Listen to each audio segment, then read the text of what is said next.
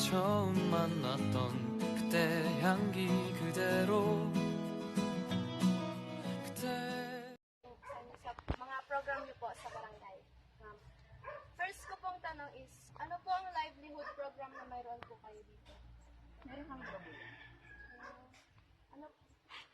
Ano po ang paraan niyo po sa pagpili po ng livelihood program na naaayon sa pangangailangan ng mga taga-barangay?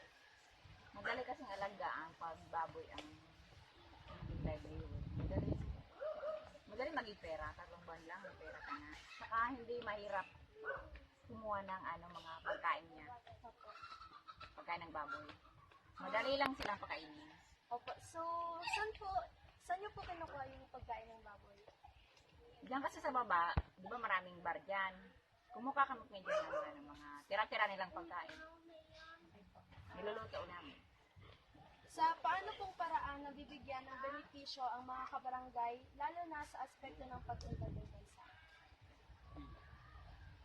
Di ba yung mga tira-tirang ulam, hindi pwedeng itatapon dyan sa kung saan-saan kasi babaho. Kaya, kinukuha namin yun, niluluto ulit para pagkain ng baboy.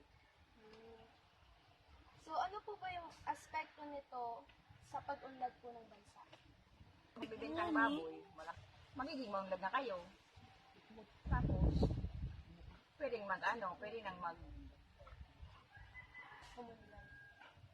Oo, maunlad na ang pamumuhay nyo. Maunlad na ang bayan kasi na yung baboy.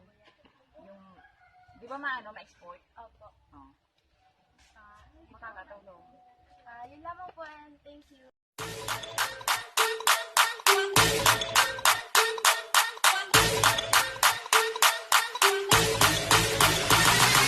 You perfect, you're perfect. Deserve it, just work it. 넌 pretty 나 pretty 또 pretty야 pretty. 빛이 나 빛이 넌 진리야. 혹시 누가 너를 자꾸 욕해?